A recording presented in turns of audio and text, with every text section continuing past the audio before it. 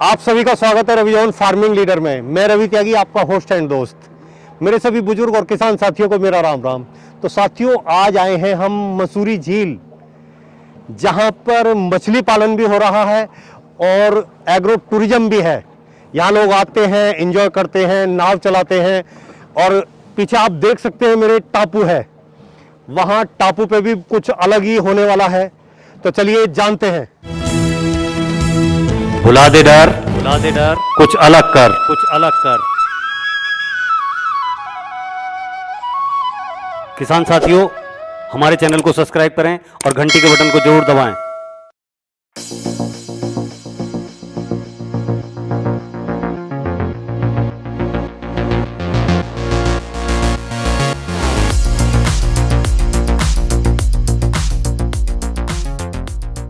Sir, आपका बहुत बहुत स्वागत है हमारे रवि जोन फार्मिंग लीडर में। नमस्कार सर। आज जो एक मैं अपने चारों तरफ नज़ारा देख रहा हूँ और सारी चीज़ बड़ी अच्छी और यूनिक लग रही है। आपका बहुत नाम है फिशरी के क्षेत्र में, लेकिन आज कुछ अलग ही आपने करके दिखाया, बड़ा आनंद आ रहा है। तो इसके बारे में थोड़ी जानकारी दीजिए। ये लैंड जो है, कितना लैंड है जहाँ आप फिशरी कर रहे हैं? सर, मैं मछली तो पाल रहा हूँ 3.5 साल से जी। ये यूपी गवर्नमेंट की लैंड थी 50 एकड़ जी। तो ये मैंने 2020 में लीज पे लिए 10 इयर्स के लिए जी। और ये बड़े पीस ऑफ लैंड था एनसीआर में।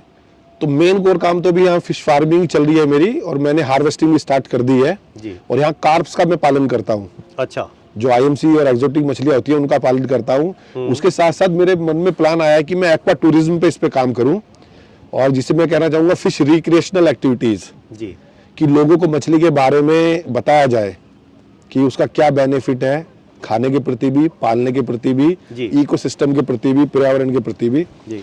तो यहाँ पे मैं कुछ फिश रिक्रिएशनल एक्टिविटीज कर रहा हूँ, जैसे कि बोटिंग, फिश एंगलिंग, कुछ वाटर एक्टिविटीज, और पैरेलली एक्वेरियम बना रहा हूँ। मैंने यहाँ पे एक टापू बनाया है 1 एकड़ का। तो उसके अंदर मैं रेस्टोरेंट बनाऊंगा कि लोग बाग आए, फ्रेश मछली को पकड़े। अच्छा। और उसी को अपना वो जैसे भी रोस्ट करके खाना चाहें, करी बनाना चाहें, तो सेल्फ सर्विसेज बेस, और एक एक्वेरियम रूम की डिफरेंट फिशेस, कलरफुल फिशेस, उनकी नॉलेज, उनके बारे में जानकारी वहाँ पे है, जानकारी मिले, म्यूजियम टाइप। एग्जैक्टली। बिल्कुल। तो मेरा टारगेट है कि यहाँ पे मैं पूरी सब fish recreational activities, aqua tourism को प्रमोट करूँ। इंडिया में बात करें तो केरला में कुछ ऐसे फार्म्स हैं जो एक्वा टूरिज्म करते हैं, और हमारे एनसीआर में तो है नहीं ऐसा कोई भी। और ये प्रोजेक्ट मेरा नेशनल फिशरी डेवलपमेंट बोर्ड से अप्रूव्ड भी हो गया है जी। तो उसी पे एक्टिविटी चल रही है। तो सर, ये आप थे मछली पालन के क्षेत्र में जी। आपका जो पहचान है, जो आपकी एक चेहरा है, वो एक बड़े मछली पालक के रूप में लोग मानते हैं। एकदम से ये टूरिज्म का जो आइडिया है वो कैसे पैदा हो गया? सर, ये मैं बताना चाहूँगा, वैल्यू एडिशन है जी। केवल मछली पालना तो एक अच्छा काम है, लेकिन अगर हम उसमें कुछ वैल्यू एडिशन करें जी। जैसे मेरा कुछ आने वाले और भी प्लान है कि मछली को फार्म टू फोक, फार्म से लेके प्लेट तक कैसे लेके जाया जाए। बिल्कुल बिल्कुल बिल्कुल। क्योंकि ये बिजनेस ऐसा है, B2B भी कर सकते हो और B2C भी कर सकते हो जी। तो एक्वा टूरिज्म का तो केवल पर्पस ये है कि एनसीआर, जो कि मेरा नियर बाय एरिया है, गाजियाबाद, नोएडा, ग्रेटर नोएडा, दिल्ली, गुड़गांव, फरीदाबाद, तो यहाँ पे कैसे हम मछली को प्रमोट करें, क्योंकि ये इतनी बड़ी इंडस्ट्री है कि इससे मोदी जी का भी सपना है आत्मनिर्भर भारत का। बिल्कुल। और हमारे फार्मर्स की इनकम भी डबल हो जाएगी, और जो नए नए एंटरप्रेन्योर डेवलप हो रहे हैं, जो हमारे नेशनल फिशरी बोर्ड का टारगेट है कि 3 साल में 200 एंटरप्रेन्योर इन एक्वा इंडस्ट्री में डेवलप करने हैं। इस इंडस्ट्री की डिमांड सप्लाई बहुत बड़ा गैप है, तो जब तक इसमें बड़ी बड़ी वाटर बॉडीज में आपका मछली पालन नहीं होगा तो वो टारगेट भी पूरा नहीं होगा। और जब हम बड़ी वाटर बॉडीज को प्रॉपर यूटिलाइज करेंगे तो लोग बागों का इंटरेस्ट डेवलप होगा। बिल्कुल। सबसे और इंटरेस्ट डेवलप होगा तो आप कहीं ना कहीं यहाँ पे जब ज्यादा नंबर ऑफ एक्टिविटीज करेंगे तो एम्प्लॉयमेंट जनरेट करोगे, देश को पूरा प्रोटीन भी देंगे। तो ये उसके मेरा माइंड में था कि ये कुछ एक्टिविटीज करी जाए तो जिससे कि ये डेवलप हो। तो ये जो जगह आपने डेवलप की है, बहुत सुंदर सी, बहुत यूनिक जी, इस जगह का नाम क्या रखा गया है? इस जगह का नाम मसूरी झील है। ये मसूरी गांव में है, जो NH 24 पे है, और हार्डली ये पूरे एनसीआर से आपकी 30 से 35 मिनट की ड्राइव है। तो मसूरी झील, मेरा टारगेट है कि लोग बाग अब पहाड़ों वाली मसूरी को थोड़ा कम अवॉइड करें और एनसीआर की जनता इस मसूरी पे आए। हाँ, ये उन्हें पता लगे कि यहाँ पे भी मसूरी है और पूरी एक झील है यहाँ मसूरी की। जी, ये 50 एकड़ वाटर बॉडी है जी। 50 एकड़? हाँ जी। यानी कि 250 बीघे। हाँ जी बहुत लंबा चौड़ा एरिया है। जी। और मैं जैसा देख रहा हूँ कि बहुत दूर तक, जहाँ तक नज़र जा रही है, पानी पानी है जी। और ये हवा इससे टच होके जी कमाल की ताजगी और ठंड पैदा कर रही है। तो कहीं ना कहीं लोग यहाँ आएंगे, उनका माइंड एक फ्रेशनेस, एक डेवलप, जी कुछ अलग हटके कुछ करेंगे। तो बहुत ही आपने ये एक सुंदर और एक सराहनीय काम किया। बहुत बहुत धन्यवाद सर। तो सर, अभी जैसे कि मैं सामने देख रहा हूँ टापू है, जी तो वहाँ टापू पे हम जो बनाएंगे रेस्टोरेंट या वो करेंगे, तो वो किस किस चीज़ का किस तरीके से डेवलप करने की सोच सर, यहाँ पे मैं 3-4 बड़े हट्स प्लान कर रहा हूँ जी उसमें एक मेन रेस्टोरेंट होगा जी उसके अंदर एक तो हम फिश का एक अलग ही सेक्टर रखेंगे जी। फिश की अलग अलग डिशेस रखूंगी उसके अंदर और एक बहुत बड़ा किड्स जोन बना रहा हूँ मैं अच्छा क्योंकि आज की डेट में एनसीआर हो या कहीं पे भी हो सबसे बड़ी प्रॉब्लम है कि पेरेंट्स तो जा रहे हैं किड्स क्या करेंगे जी तो जी, आप आज के लिए मॉल्स में बहुत अच्छा कॉन्सेप्ट है कि किड्स जोन क्रिएट करा जाए जी जी तो किड्स को भी फिश से रिलेटेड एक्टिविटीज करवाई जाए और उन्हें वहाँ पे पूरी छोटी छोटी स्पोर्ट्स एक्टिविटी कराई जाए तो वो भी हट्टी बनाऊंगा और एक हट में वहाँ पे बनाने वाला हूँ एक्वेरियम की जी तो उसमें कम से कम भी मैं 25 से 28 तरह की अलग अलग फिशेस वो एक्वेरियम में वहाँ पे मैं स्टॉक करूंगा तो लोग बाग आए और मेन फोकस रहेगा कि वो एजुकेशन कि मछली के बारे में ना फिश रिक्रिएशनल एक्टिविटीज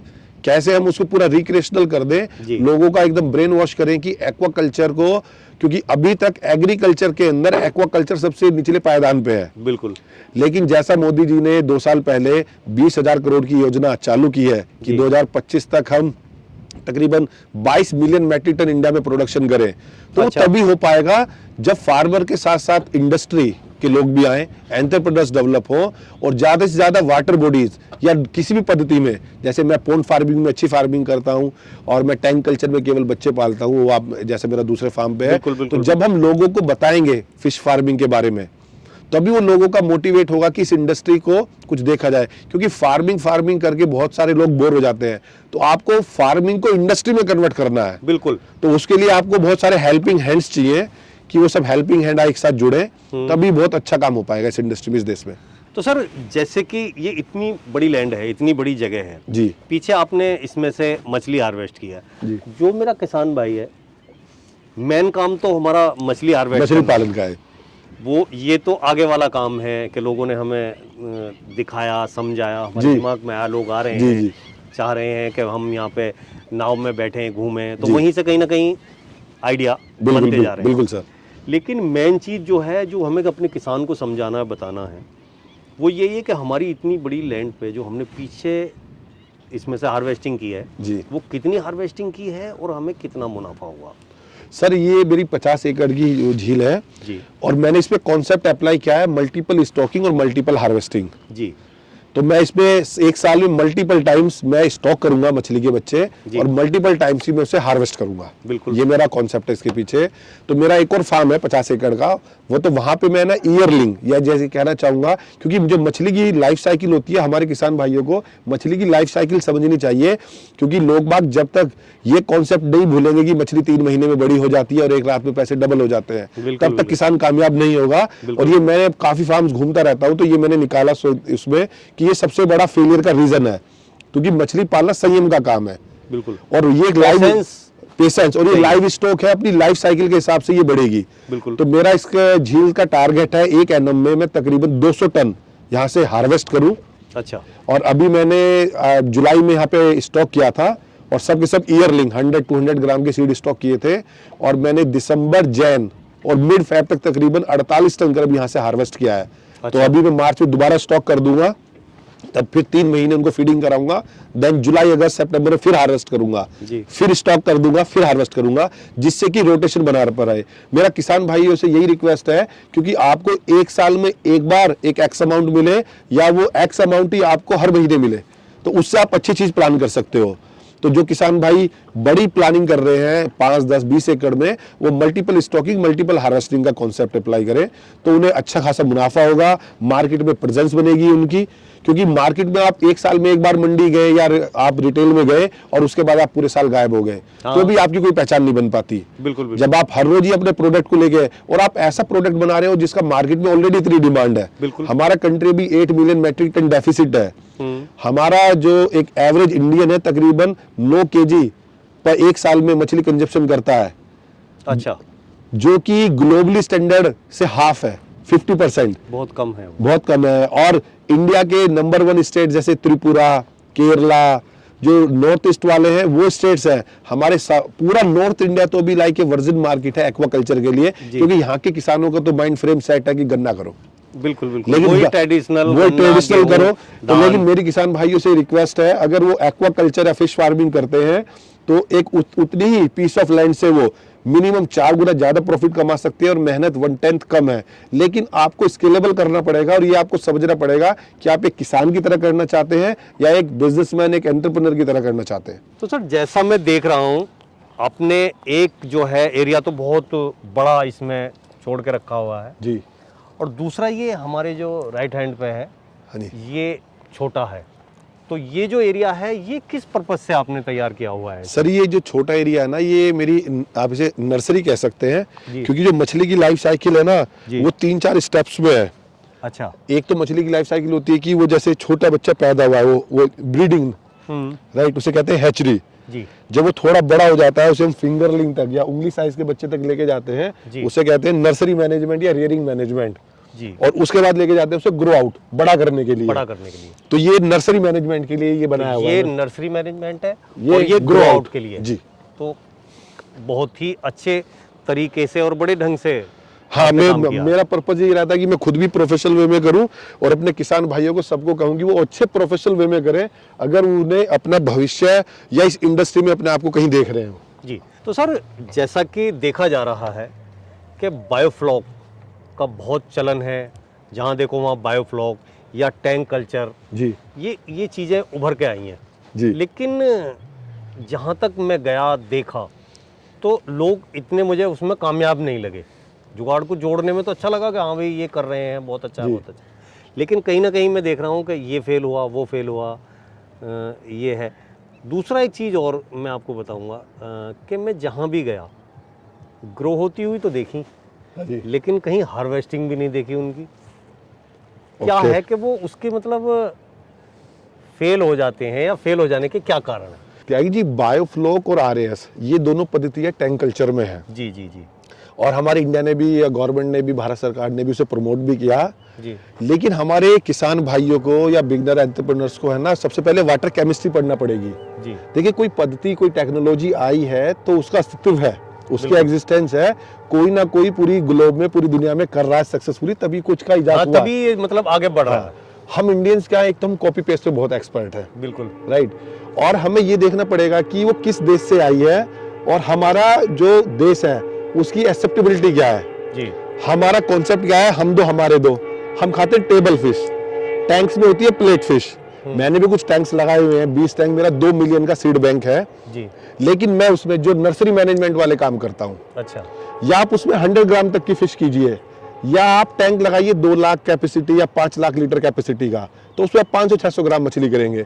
आप 10,000 के लीटर के टैंक में 1 किलो मछली कैसे करेंगे? सर, जो 1 केजी की मछली है हमारी, उसको बड़ा स्पेस चाहिए ग्रोथ के लिए। आप बड़े साइज का टैंक लगाइए तो आप उसमें उसको हार्वेस्ट कर पाएंगे। आप 10,000 लीटर के टैंक से आपको उसकी क्यूबिक मीटर वॉल्यूम नहीं पता, फिश की बायोलॉजी नहीं पता, वाटर केमिस्ट्री नहीं पता, ठीक है, और फिर हम कहते हैं हमारी टेक्नोलॉजी खराब है।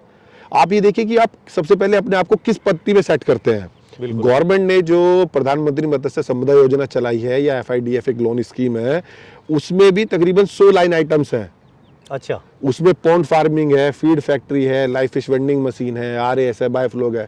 सबसे पहले आपको ये जज करना पड़ेगा कि आप अपने आप को किस पत्ती में, किस लाइन में काम करना चाहते हैं और आप उसमें कितना टाइम डिवोट करना चाहते हैं। बिल्कुल। मैं नटशेल में 2 चीज बताना चाहूंगा त्यागी जी। इस वाले मछली पालन में तकरीबन 40 से 50% का मुनाफा है आपकी वर्किंग कैपिटल का। जो पैसे आप मछली पालने में लगाते हैं। बिल्कुल। तो आप ये सोचिए, अगर किसी धंधे में इतना प्रॉफिट है तो वो कितना टाइम मांगेगा। अगर वो टाइम नहीं मांगता तो हर कोई बंदा ऐसे नहीं कर लेगा। दूसरा, मेरी किसान भाइयों से और एंटरप्रेन्योर से रिक्वेस्ट है कि आप जिस अमाउंट का भी प्रोजेक्ट बना रहे जा रहे हैं, जी जी, चाहे वो 1 लाख का हो चाहे 50 करोड़ का हो, उससे कोई मैटर नहीं करता। आप 1% अपनी एजुकेशन पे एक्सपेंस कीजिए। बिल्कुल। आप फार्मर से ट्रैवल कीजिए, वो आपके साथ 50 फार्म घूमे, आपसे अच्छा डाटाबेस तो किसी के पास होगा नहीं, आप इतने फार्म घूमे हैं, तो वो फार्मर्स का फेलियर और सक्सेस स्टोरी देखें जी। आपको माइंड में से ये 2 चीजें और निकाल दो कि मछली रातों रात बड़ी हो जाएगी, 3 महीने में 1 किलो की हो जाएगी और मैं आज रातों रात मिलियनर बन जाऊंगा ना। आप आखिरी मछली पालक बनने वाले हैं। सबसे पहले आप इंफॉर्मेशन नॉलेज गैदर करें, एक्सप्लोर करें। और मेरा तो फोकस ही ये है इस इंडस्ट्री के लिए कि मैं कम से कम अपने जैसे 100 एंटरप्रेन्योर्स डेवलप करूं जो इस कंट्री में मछली में बहुत अच्छा योगदान करें। तो सर पूरा कॉन्सेप्ट आपका यूनिक है एकदम, सब कुछ बहुत अच्छा है। जी सर। आप जो हमारे किसान भाई हैं या कोई बेरोजगार भाई है, वो कुछ करना चाहता है, कुछ आगे बढ़ना चाहता है, उनके लिए क्या कर रहे हैं? सर मैं अपनी फिश फार्मिंग तो कर ही रहा हूँ जी। मेरा मिशन और विजन दोनों क्लियर है। तो मैं अपनी 365 एकड़ में फार्मिंग करना चाहता हूँ। ये मेरा सपना है कि मैं हर रोज 1 एकड़ की हार्वेस्ट करूँ मछली और अपने देश को प्रोटीन दूँ। और जब इतना बड़ा फार्म होगा तो एम्प्लॉयमेंट तो जनरेट होगा ही होगा। बिल्कुल बिल्कुल। और मेरा मिशन है पूरा कि मैं अपने जैसे 100 एंटरप्रेन्योर्स डेवलप करूँ। और मैंने पूरे अपने किसान भाइयों के लिए मेरा अपना एक यूट्यूब चैनल है PVR एक्वा के नाम से। मैंने लास्ट के तकरीबन 1.5-2 साल में उसमें 275 एजुकेशनल वीडियोस अपलोड किए हैं जी। कि जो किसान भाई उन्हें देखें और फिश फार्मिंग की पहले बेसिक समझें। और मैं हर सैटरडे संडे को पढ़ाता हूँ। क्या जी अभी तक मैं तकरीबन 350 बंदों को पढ़ा चुका हूँ लास्ट के 1.5 साल में। और मेरे को काफ़ी ग्लैड फील होता है, प्राउड फील होता है। उसमें से मोर देन 200 फिश फार्मिंग कर रहे हैं, चाहे वो 1 एकड़ में कर रहा हो चाहे कोई 20 एकड़ में कर रहा हो। बिल्कुल। पहले मैंने एक ऐप डेवलप की है फिश गुरु के नाम से, वो प्ले स्टोर पे अवेलेबल है। वो हमारा सर्विस बेस है कि आपको अगर कोई प्रॉब्लम आ रही है तो वो आप ऐप डाउनलोड कीजिए, मेरे कस्टमर केयर से बात कीजिए।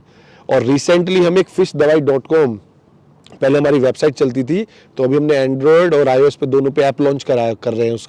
उसका पर्पस क्या है कि किसान भाइयों को सबसे ज़्यादा प्रॉब्लम आती है कि जब मछलियाँ बीमार हो जाती हैं तो दवाई कहाँ लें। जी।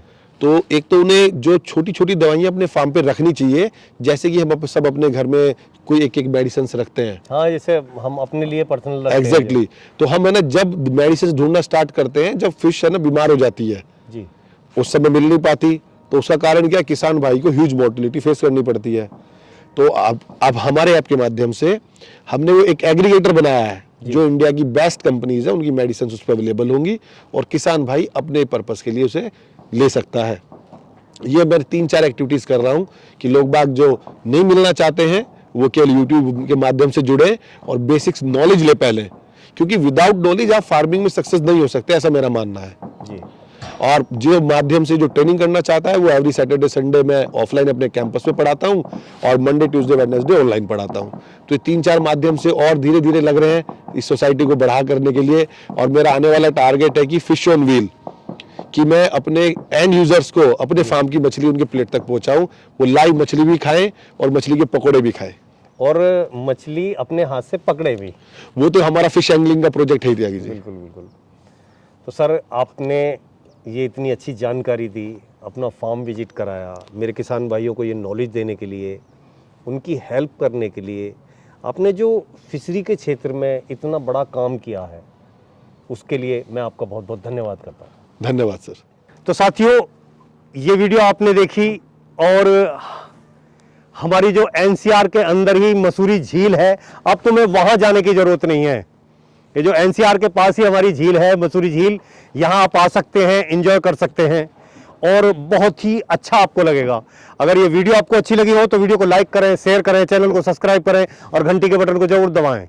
ये वीडियो देखने के लिए आप सभी का बहुत बहुत धन्यवाद। मैं रवि त्यागी, रवि जॉन फार्मिंग लीडर से।